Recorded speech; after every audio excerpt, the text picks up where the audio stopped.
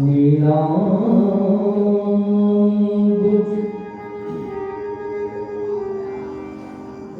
श्यामल कोमलांग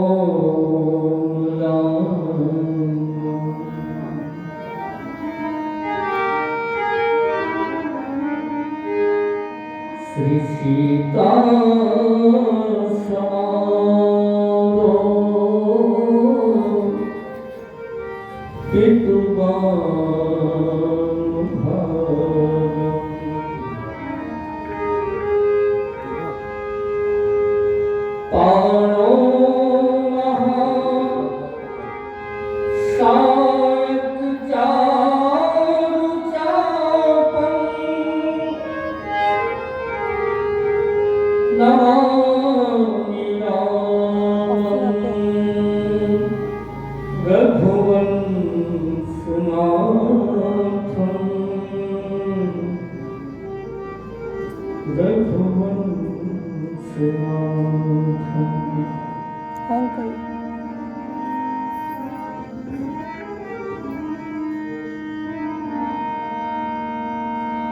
प्रभु समरथ सर्वज्ञ शिव सकल कला गुण धाम योग ज्ञान वैराग्य निधि प्रणत कलप करुणा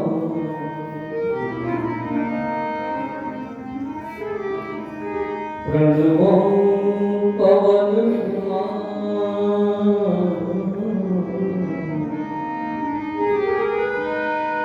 खर बन पावक ज्ञान धन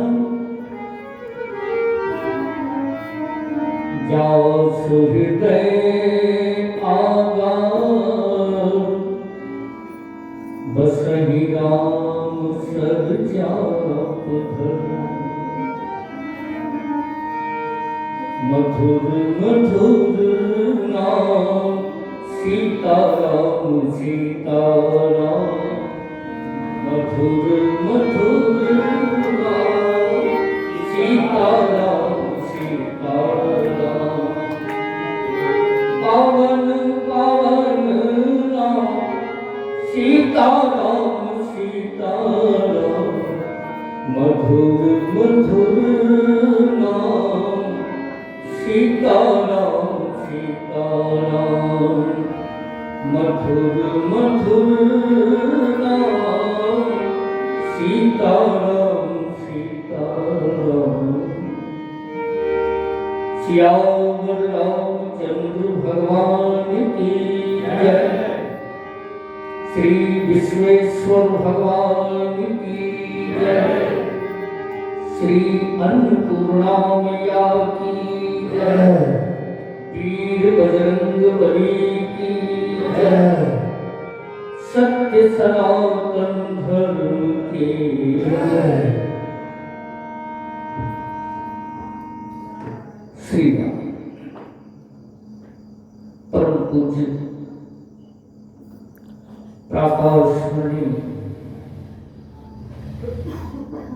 कविकुल तिलक कविता कानन केसरी संत चक्र चूड़ामणि भगवान श्री राम के अनन्यानुरागी तुलसी नंदन जगतवंदन श्री रामचरित मानस जैसे महान ग्रंथ के प्रणेता पूज्यपाद गोस्वामी तुलसीदास जी महाराज के चरणों में स्वागत प्रणाम। परम आदरणीय पितृतुल्य आदरणीय श्री मिश्र जी महाराज एक स्वस्थ परंपरा को सुचारू रूप से संचालित कर रहे हैं आपको प्रणाम। मंच पर विराजमान श्री हम इनको विश्वामित्र जी का प्रतिनिधि कह सकते हैं।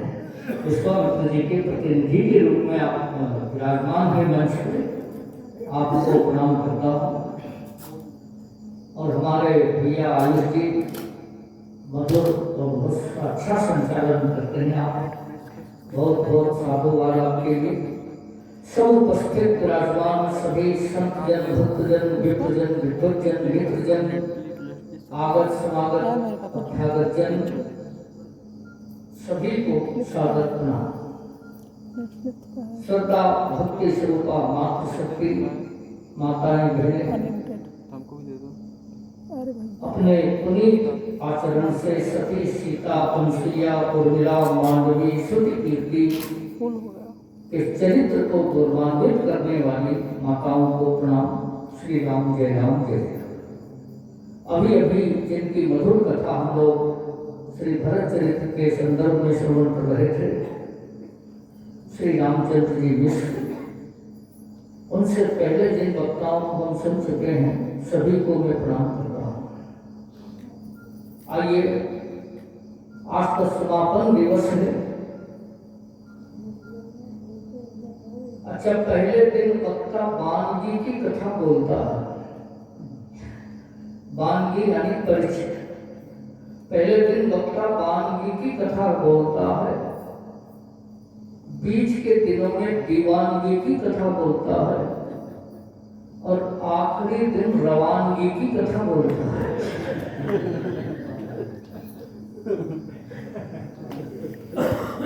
ये रवानगी की कथा यानी जितनी भी कथा आज पूरी होना ही है सब, और अंत में राज्याभिषेक भी होना है राम जी का। तो क्यों ना राज्याभिषेक की बात शुरू की है ना। वैसे आज हम निश्चित हमारा विचार था कि हनुमान जी की कथा सुनाएंगे सुंदरकांड के, लेकिन हनुमान जी की पता नहीं क्या इच्छा हो रही है, हर दिन कथा का विषय बदल देते हैं। मंच क्या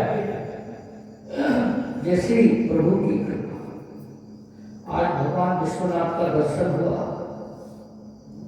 मानस में काशी को मुक्ति की जन्मभूमि गोस्वामी जी ने लिखा है। मुक्ति जन्म नहीं जानी, ज्ञान थानी अधमानी कर, जहाँ बस शंभु भवानी सो काशी से ही दर्शन। अच्छा, आप तो बहुत अच्छे पाठक हैं मानस के, तो आप ध्यान दीजिए कि रामचरितमानस में अयोध्या धर्म की जन्मभूमि है। अयोध्या में धर्म का जन्म होता है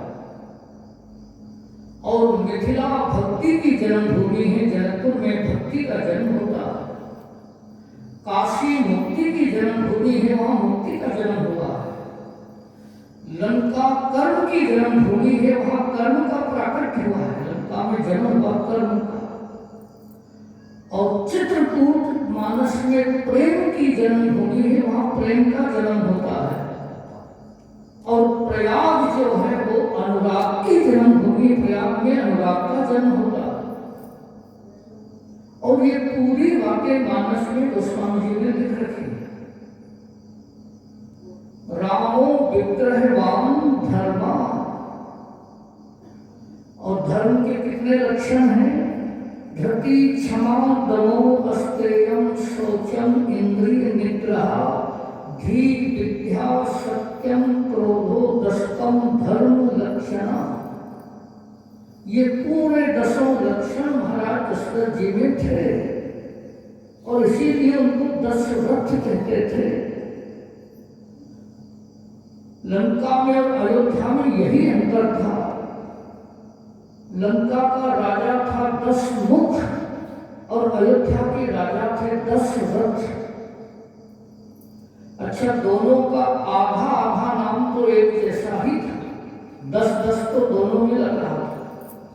मुख और रथ में अंतर था। मुख हम उसको कहते हैं जिससे खाने का काम किया जाता है, और रथ उसे कहते हैं जिससे चलने का काम किया जाता है, चलने की क्रिया संपन्न होती है।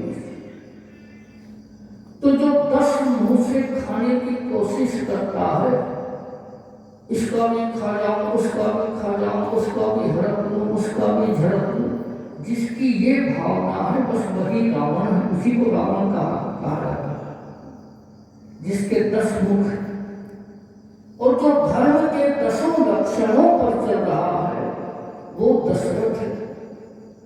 धर्म के 10 लक्षणों का दशरथ जी ने अपने पूरे जीवन में पालन किया। एक धर्म पर मति कहीं जाने, न कहीं दोष नहीं दे ही सया। तो ज्यादा विस्तार न करते हुए हम ये संकेत आपको दे रहे हैं कि अयोध्या धर्म की जन्मभूमि है। इसलिए आप लंका में देखेंगे एक संत रहता था, तो बाकी के सब अतिवादी और आतंकवादी ही रहते थे। अन्यायी, अत्याचारी, दुराचारी, राक्षस केवल एक संत था, विभीषण, तुम सारी के संत प्रेम। तो अयोध्या में, लंका में आप देखेंगे एक संत है, बाकी के असंत है। और अयोध्या में आप देखेंगे तो अयोध्या में एक असंत है और बाकी के सब संत। अयोध्या में असंत एक रहता है, बाकी सब संत हैं, वहां कोई असंत नहीं। लेकिन मिथिला में तो एक भी असंत नहीं है। गोस्वामी जी ने कहा है, पुरनर नारी सुभग सुचि संता और धर्मशील ज्ञानी गुणवंता।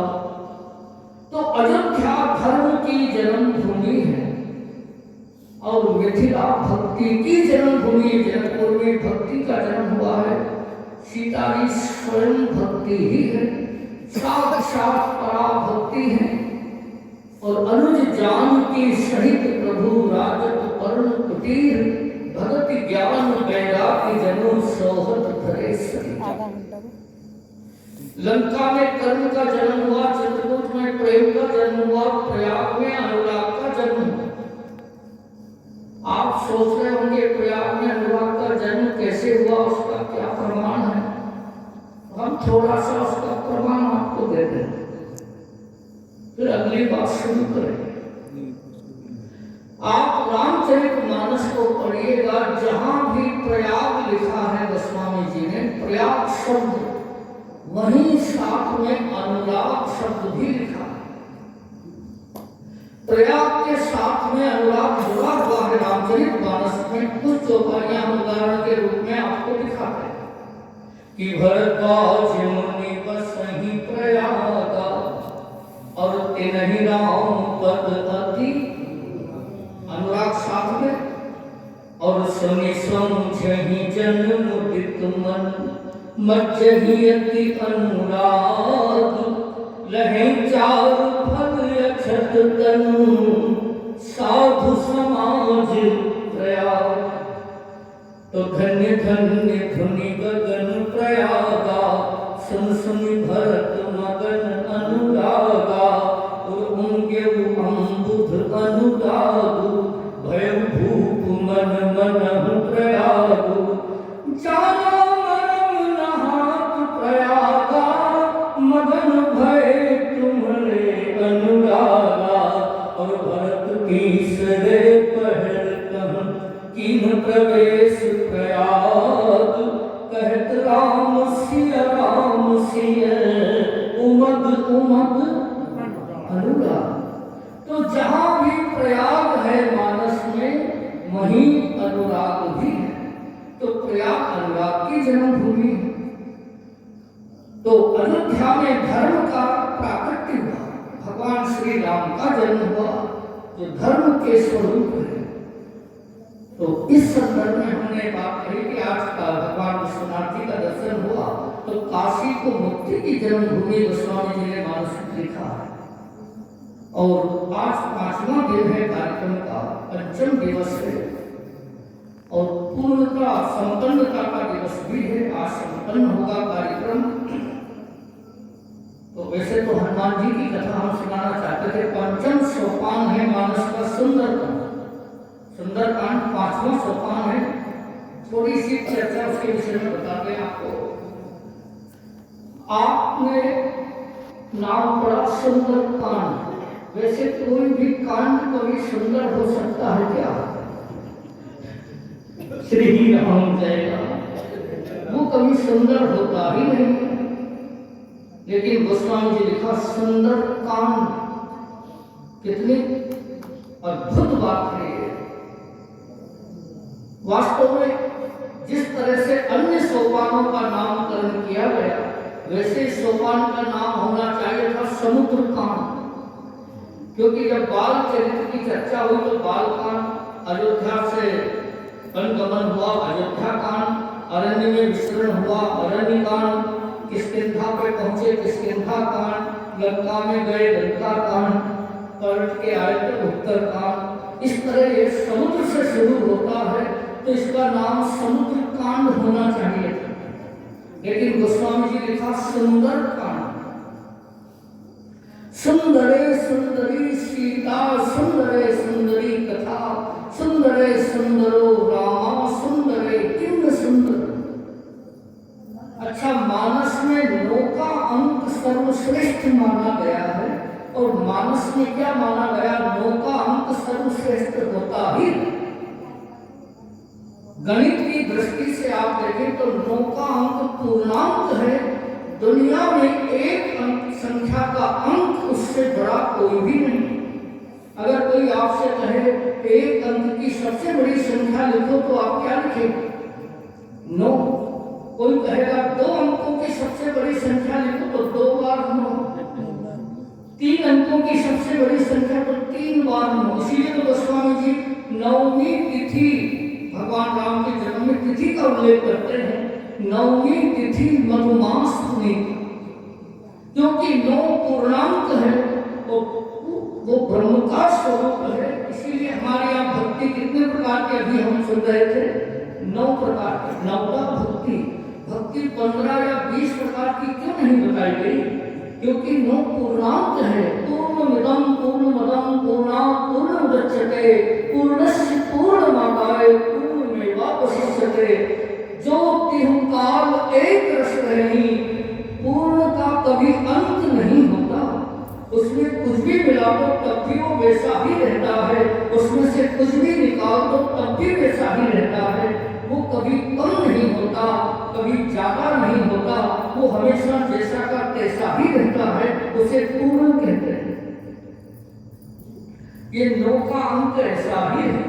आप इसमें कुछ भी जोड़ के देख लेना, घटा के देख लेना, गुणा करके देख लेना, ये हमेशा 9 ही रहता है। संसार की किसी भी संख्या से आप 9 का खंडन नहीं कर सकते, उसको काटा नहीं जा सकता। और आप उसका गुणा करके देख लीजिए, 9 दूनी 18, 1 8 9, 9 की 27, 3 2 7 9, 9 6 36, 3 6 9, 9 5 45, 4 5 9, वो 9 ही रहता है। तो उसकी शरण में जो आ जाता है वो भी अमर हो जाता है। यही तो हनुमान जी ने रावण से कहा था, राम चरण पंकज ऊर्ध्व। 9वा भक्ति को स्वीकार कर लो तो लंका का राज अचल हो जाए। तो 9 में जिस संख्या को मिला वो संख्या समाप्त नहीं हो सकती।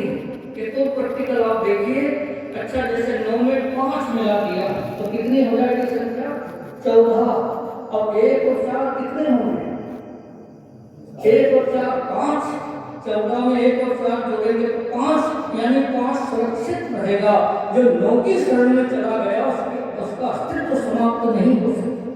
9 में 8 मिला लीजिए, 9 8 17, 1 7 8, यानी जो भी मिलेगा उसकी शरण में वो सुरक्षित है। तो 9 पूर्णांक है। इसीलिए आप रामचरितमानस में देखेंगे भगवान राम की 27 लोगों ने स्तुति की है।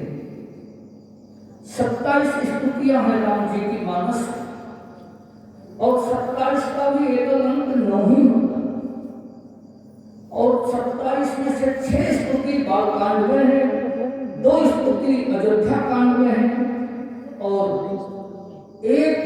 5 स्तुति अरण्य में है, 1 स्तुति किष्किंधा कांड में है, 1 स्तुति सुंदर कांड में है, 4 स्तुति लंका कांड में है, और 8 स्तुति उत्तर कांड में। इस तरह 27 स्तुति राम जी, क्योंकि राम जी भानुकुल के सूर्य हैं, भानुकुल भानु, और 27 नक्षत्र सूर्य की परिक्रमा करते हैं आकाश सुंदर में। वो 27 स्तुतियां जो की गई हैं भगवान की, वो परिक्रमा है 27 महापुरुषों के द्वारा राम जी की स्तुति। अब उन 27 में से 1 स्तुति पूर्ण है, और वो परशुराम जी के द्वारा की गई स्तुति है और उसको पूर्ण इसलिए कहा जाता है, उस स्तुति में 9 बार जय जय जय का उच्चारण होगा। अब हम उस स्तुति की चौपाइयां बोलेंगे और आप उसमें गिनना जय जय जय कितनी बार कि जय रघुवंश वन जीवन भान गहन दनुज कुल दहन किसान जय सुरविप्र धेनु हितकारी और जय मदमोह को ब्रह्महारी विनयशील करुणा गुण सागर जय दिवचन रचना अति नागर सेवक सुखद सुभग सब अंगा जय शरीर छवि कोटि अनंगा और करम कहा मुख एक प्रशंसा जय महेश मन मानस हंसा अनुचित बहुत कहे अज्ञाता क्षम क्षमा मंदिर दो भ्राता कही जय जय जय रघुकुल केतु और रघुपति गए नहीं तक है। कितनी बार जय हुआ? 9 बार। इसीलिए इस स्तुति को पूर्ण कहा जाता है। ये पूर्ण ब्रह्म की स्तुति है, भगवान के द्वारा भगवान की स्तुति। परशुराम जी भी भगवान है, ये पूर्ण स्तुति। तो 9 का अंक बड़ा महत्वपूर्ण है मानस। उस सुंदर कांड का नाम सुंदर कांड इसलिए रखा गया है कि इसमें 9 जगह सुंदर शब्द आता है। सुंदर कांड में 9 जगह सुंदर शब्द का प्रयोग करते हैं गोस्वामी। अब आप देखना कहाँ कहाँ प्रयोग करते हैं, आपको बताते हैं। ये सिंधु तीर एक भूधर पहला प्रयोग। दूसरा प्रयोग कनक कोट विचित्र मणिकृत सुंदरायतना।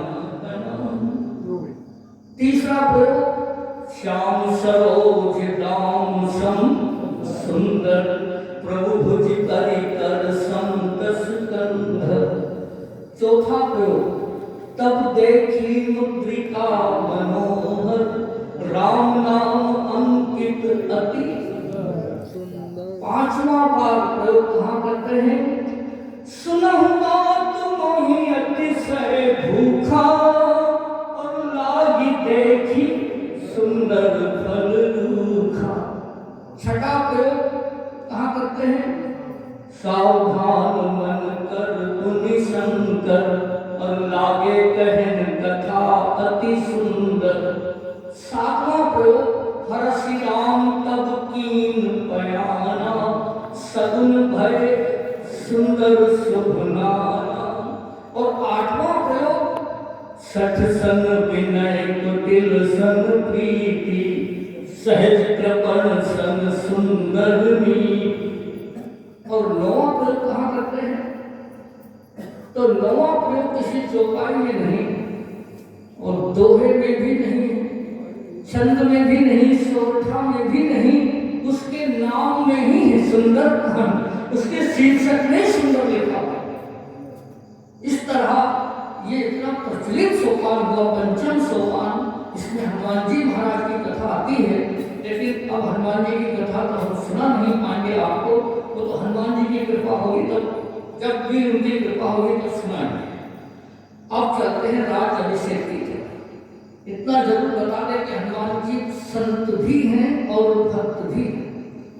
हनुमान जी से बड़ा संत इस सृष्टि में कोई भी नहीं है और हनुमान जी से बड़ा भक्त भी कोई नहीं। हनुमान जी ऐसे संत हैं मित्रों, दुनिया का कोई भी संत ऐसा नहीं है। क्यों नहीं है? क्योंकि सभी संत सोए हुए जीव को जगाते हैं और जगाकर फिर भगवान से जगाते हैं कि उठ जाग मुसाफिर भोर भई अब रेल कहाँ जो सोवत है। तो संसार के जीवों को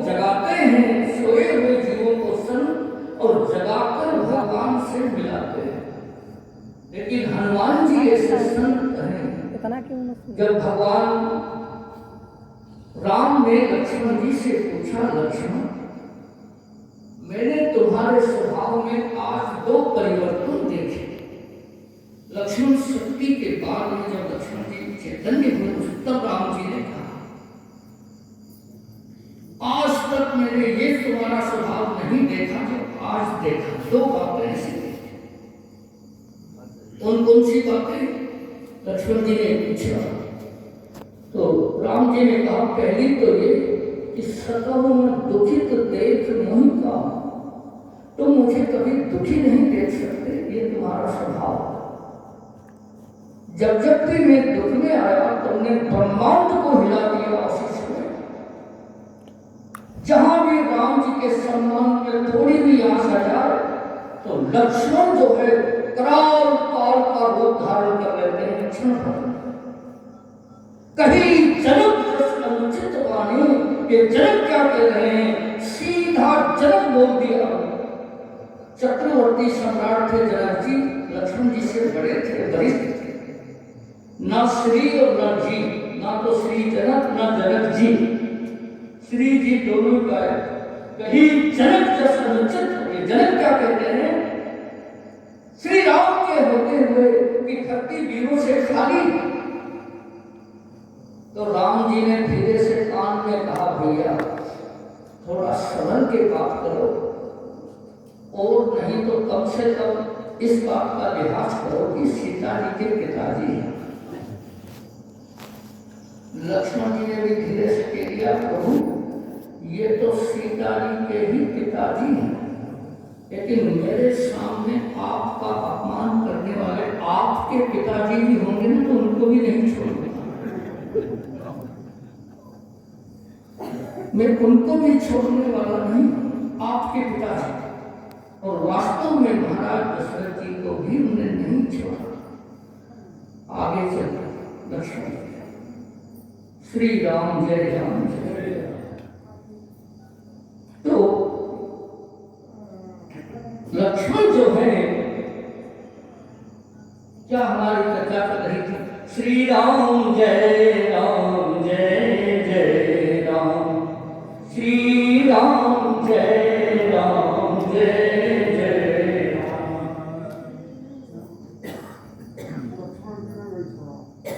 हाँ, सुंदर कांड की हम बात कर रहे थे। 9 जगह, हाँ 9 जगह सुंदर। लक्ष्मण जी का दुआ या मत है, जल बेहोश हुई रहे, ऊंचाई रहे लंका में। हाँ, धन्यवाद धन्यवाद। लक्ष्मण जी जब जगे तो राम जी ने पूछा, तुम्हारे स्वभाव में दो परिवर्तन। पहला तो ये कि मुझे कभी दुखी नहीं देख सकते।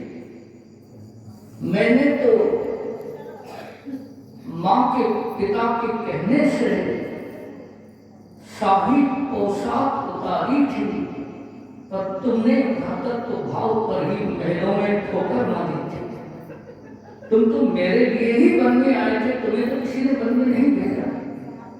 तो तुम मुझे कभी दुखी नहीं देख सकते, ये पहला स्वभाव।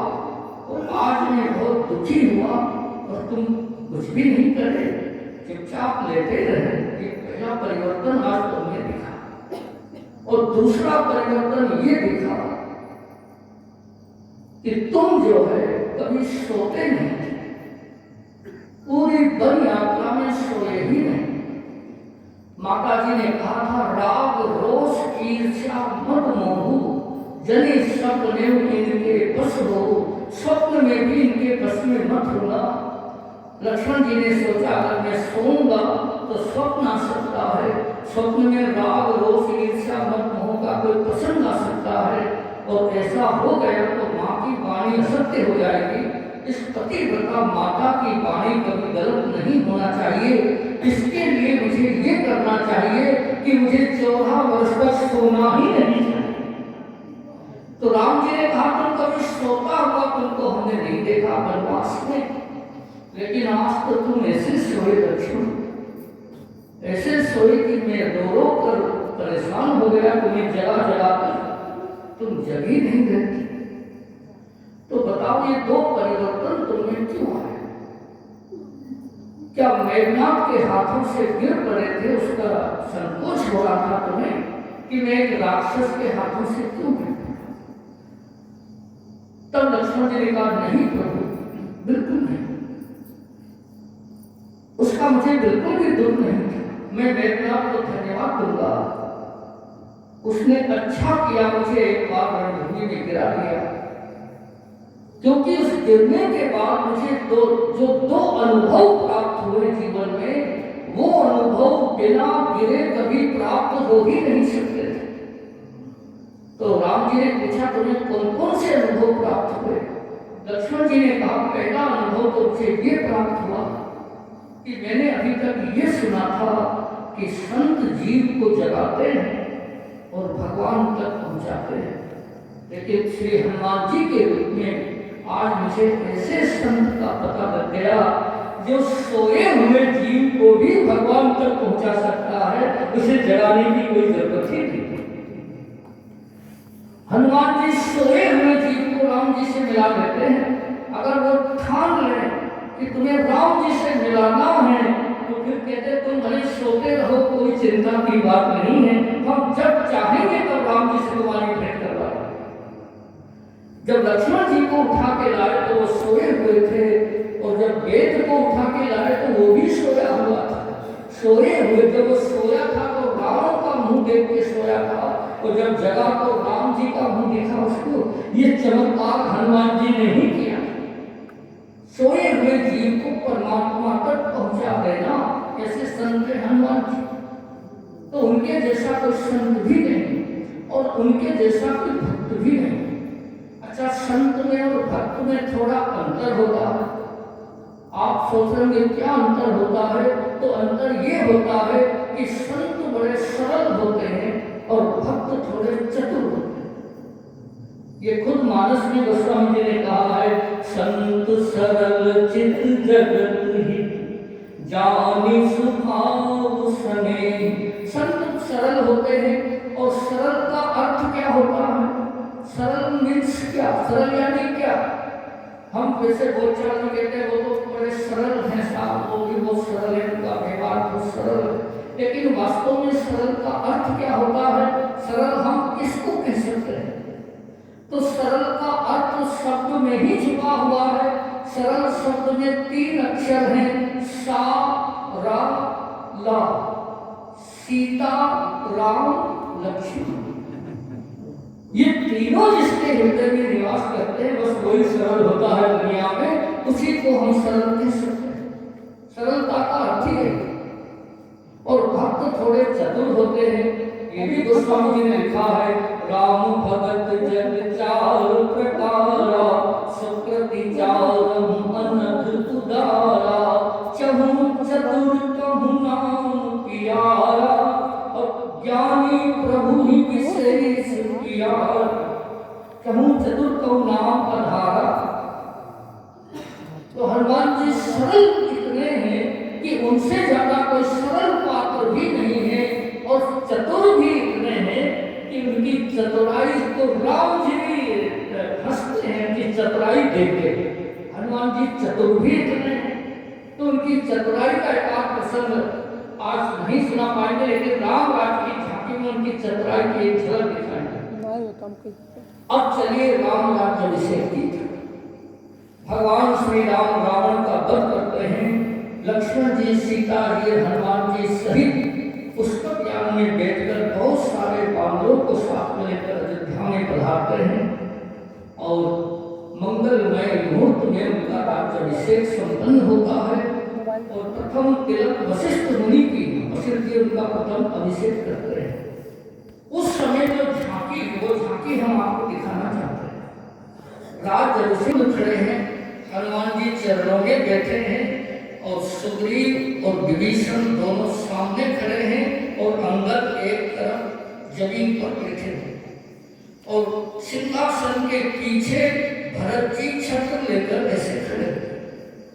सिंहासन के पीछे, राम जी के ठीक पीछे खड़े हैं भरत जी।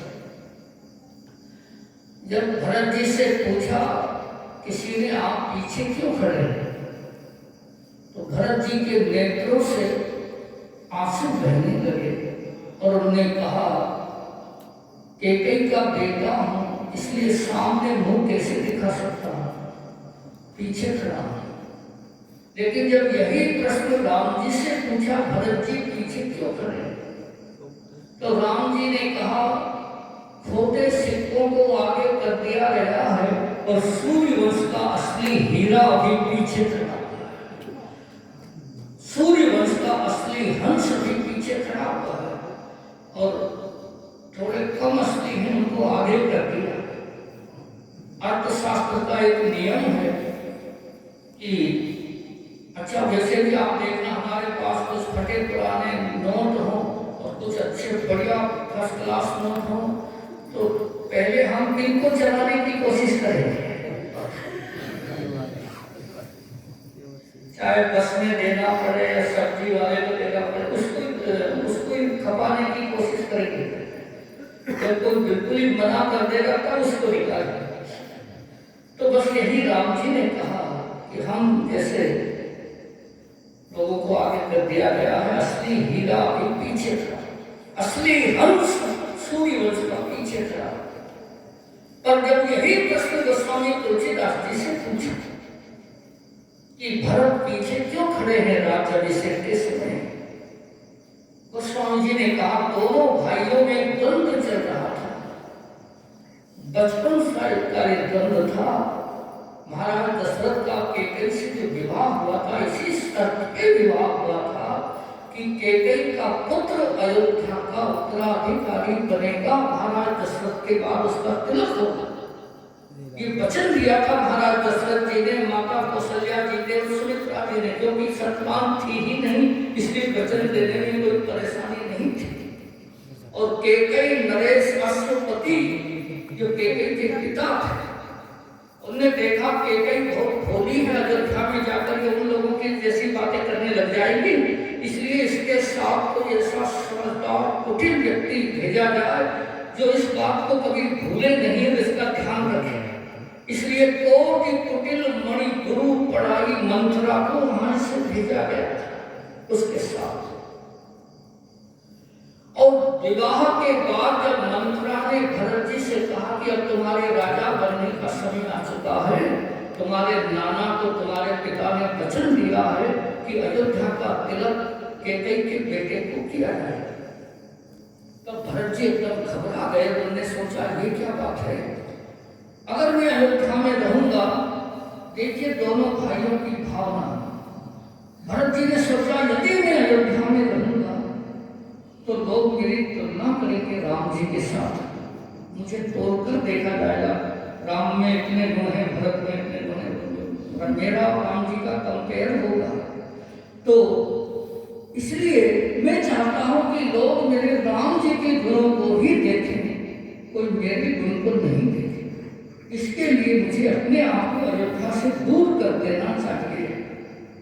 तो भरत जी जिद किया महाराज दशरथ जी से कि मैं ननिहाल में जाना चाहता हूँ और शत्रुघ्न को अपने साथ ले जाना चाहता हूँ, और जिद करके ननिहाल में चले गए कैकेयी देश में, और 14 महीने तक वहीं बने रहे। 14 महीने तक अयोध्या में आए ही नहीं। उनका कारण सिर्फ एक ही था कि पूरी प्रजा मेरे राम जी के गुणों से अच्छी तरह परिचित हो जाए, और मैं वहां रहूंगा ही नहीं तो मेरी तुलना में कोई प्रश्न ही नहीं, मुझसे तुलना नहीं होगी राम जी। और जब राम जी भरत का रोज चिंतन करते थे, अंडन कमठ हृदय जय भांति, राम ही बंधु सोच दिन राती। जब राम जी को अचानक ये आभास हो गया कि भरत इसलिए ननिहाल में गए कि मुझे अयोध्या का राजा बनाने के लिए, मेरा छोटा भाई ननिहाल में रहता है, इसलिए कि हमारे बड़े भैया अयोध्या के राजा बन जाएं और लोग उनको ही माने, उनके गुणों को देखें। तो राम जी के नेत्र सजल हो गए और बोले भैया, मन ही मन में कहा तुम छोटे हो, तुम छोटे होकर जब इतना त्याग कर सकते हो तो मैं तो बड़ा हूं तुमसे, तुम मुझे प्रकट करने के लिए 14 वर्ष के लिए अपने को अयोध्या से दूर कर सकते हो, तो मैं तुम्हें प्रकट करने के लिए, भरत की महानता लोगों को बताने के लिए राम जी ने निश्चय कर लिया कि मैं 14 वर्षों के लिए अपने को अयोध्या से अलग करूंगा। तो अयोध्या के लोग मेरे भरत के गुणों को देखते रहेंगे कि भरत में कितने गुण। तो ऐसे भाइयों की कथा है, उनमें द्वंद्व चल रहा था। एक बार क्या हुआ, हमें कह रहे थे कि मानस की हर चौपाई मंत्र है, मंत्र ही नहीं महामंत्र है। हर चौपाई महामंत्र सोई जगत महेश। इसीलिए आप देखेंगे मानस यज्ञ होते हैं दुनिया में, मानस की एक एक चौपाई के स्वाहा का 9 दिन के यज्ञ, 11 यज्ञ तो नीलगिरी आश्रम के हुए हैं महाराम जी की कृपा से। 11 यज्ञ हम लोग कर चुके हैं मानस के यज्ञ, हर चौपाई के साथ स्वाहा, 9 दिन का यज्ञ मानस यज्ञ, हर चौपाई मंत्र है। एक सज्जन हमारे पास आए, बोले महाराज एक मंत्र हमें भी बता दो। हमने कहा किस लिए? बोले हमें जीत के लिए मंत्र दे, हमें जीत चाहिए। हमने कहा आप कहीं युद्ध करने जा रहे हैं? बोले नहीं नहीं, युद्ध वाली जीत नहीं। तो हमने कहा आप भी अभी एमपी में थे क्या? आप भी कहीं से खड़े हुए थे क्या? कौन सी जीत चाहिए? बोले वो वाली भी नहीं, युद्ध की जीत भी नहीं और ये भी नहीं, तो फिर कौन सी जीत? तो उन्होंने कहा मैंने अपने छोटे भाई के खिलाफ कोर्ट में क्लेम किया, जमीनी विवाद है, उस विवाद में अपनी जीत चाहता। ऐसा कोई मंत्र आप हमें मानस से कोई चौपाई से बता दीजिए, हम जिसकी साधना करें। हमने कहा भैया आप बिल्कुल गलत व्यक्ति के पास में आ गए, बिल्कुल गलत आदमी के पास आ गए, क्योंकि हमारी जानकारी में मानस में ऐसी कोई चौपाई नहीं मिल सकती जो आपको अपने भाई के खिलाफ जीतने की प्रेरणा दे सके, जो विवाद को खड़ा कर सके भाई के साथ जमीन के लिए। ऐसी कोई चौपाई मानस में नहीं। मानस तो उन भाइयों की कथा है मित्र। एक भाई ने दूसरे भाई को राजा बनाने के लिए 14 वर्ष ननिहाल में अपने आप को छुपा दिया, और दूसरे ने उसको राजा बनाने के लिए 14 वर्ष वनवास में अपने आप को छुपा दिया। ये तो उन भाइयों की कथा है मानस। तो दोनों भाइयों में द्वंद्व चल रहा था। बचपन में भी खेलते थे तो भरत को जिताते थे राम जी, हारे खेल जितावई मोही। अब अयोध्या के राज को एक गेंद समझ लिया दोनों भाइयों ने, तो राम जी उस गेंद को ठुकरा कर बनने चले गए, और भरत जी ने गेंद को ठोकर मारी, गेंद चित्रकूट में जाकर गिरी, अयोध्या का राज मुकुट, और राम जी ने उसे वापस अयोध्या की तरफ लौटा दिया। धन्य हो, दोनों भाइयों में से एक ने भी उस राज मुकुट को 14 वर्षों तक स्वीकार नहीं किया, तरसता रहा अयोध्या का मुकुट। क्योंकि जो भी राज्य स्वीकार करता खेल में उसकी हार हो जाती, और जिसकी हार हो जाती है वो पीठ दिखाता है, और विजेता उसकी पीठ के पीछे खड़ा होता है। इस युद्ध में भी आखिर में राम जी की हार हुई। राम जी ने अयोध्या का राजमुकुट माथे पे धारण किया, भरत ने उसको स्वीकार नहीं किया, इसलिए राम जी की हार हुई। तो राम जी ने भरत को पीठ दिखा रखी है, और भरत विजेता है, इसलिए पीठ के पीछे खड़े हुए। ये गोस्वामी तुलसीदास जी ने भरत। तो ये जो 7 व्यक्ति खड़े, अभी हमने आपको बताया उत्तरकांड में, आपको छंद करना, राम राज्याभिषेक के समय कौन कौन कहाँ कहाँ खड़े हुए कि भरतादि अनुज विभीषणांगद हनुमदादि समेत जय, कहे छत्र चामर व्यजन धनु असी चर्म शक्ति विराजित। भरतादि अनुज ये कितने हो गए? ये है 3, भरत लक्ष्मण और शत्रु। भरतादि अनुज, विभीषणांगद 5, हनुमदादि हनुमान जी और सुग्रीव, ये 7 राम जी के आसपास है, सिंहासन पर जब राम जी बैठे हुए हैं तो इनके कैसे खड़े हैं, भरत जी तो पीछे, और भरत जी के हाथ में क्या है, इन सातों के हाथ में एक एक वस्तु है। और कौन कौन सी वस्तुएं कहे, छत्र, चामर, गजन, धनु, असी, चर्म, शक्ति विराजित, ये 7 वस्तुएं हैं और 7 व्यक्ति हैं। तो भरत जी के हाथ में छत्र है, वो छत्र लेकर चले,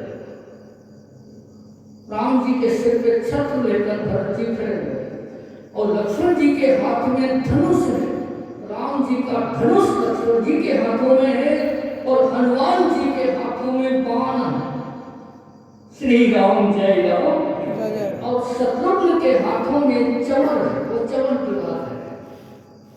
और कहे छत्र, चामर, गजन, धनु, असी, असी यानी तलवार, तलवार को कहते हैं असी। राम जी की तलवार किसके हाथ में उस समय, सुग्रीव के हाथ में। और चर्म शक्ति, चर्म कहते हैं ढाल को, राम जी का ढाल विभीषण के हाथ में है, और राम जी की शक्ति जो है अंगद के हाथ। ये 7 व्यक्ति इन चीजों को लेकर खड़े हैं। एक बार वो समझ लीजिए, भरत जी छत्र लेके खड़े हैं, लक्ष्मण जी धनुष लेके खड़े हैं, शत्रुघ्न चमर लेके खड़े हैं, हनुमान जी बाण लेकर खड़े हैं, सुग्रीव तलवार लेकर खड़े हैं, और विभीषण ढाल लेकर खड़े हुए हैं, और अंगद शक्ति हाथ में लेकर खड़े। और अब देखिए रामचरितमानस और गोस्वामी जी की शब्दों का चमत्कार, कि जो व्यक्ति जिस वस्तु को लेकर खड़ा हुआ है वो उसी का ही अवतार है। जो जिस चीज को लेकर खड़ा है वो उसका अवतार है। भरत मानस में छत्र के अवतार हैं, लक्ष्मण धनुष के अवतार हैं, राम का धनुष ही लक्ष्मण है, हनुमान जी बाण के अवतार हैं, शत्रुघ्न चमर के अवतार हैं, सुग्रीव राम की तलवार के अवतार हैं, विभीषण राम जी की ढाल के अवतार हैं, और अंगद राम की शक्ति का अवतार। श्री राम जय राम। और इन 7 के अवतार गोस्वामी जी ने प्रमाणित किए हैं रामचरितमानस, कि राम जी का जो छत्र है वो भरत है, राम जी का धनुष लक्ष्मण है। क्योंकि धनुष को क्या कहा, लव निमेष परमाणु बरस कल्प सर्जन, भजसि न मन तेहि राम कहूँ, काल जासु को। राम जी का धनुष काल है, साक्षात काल।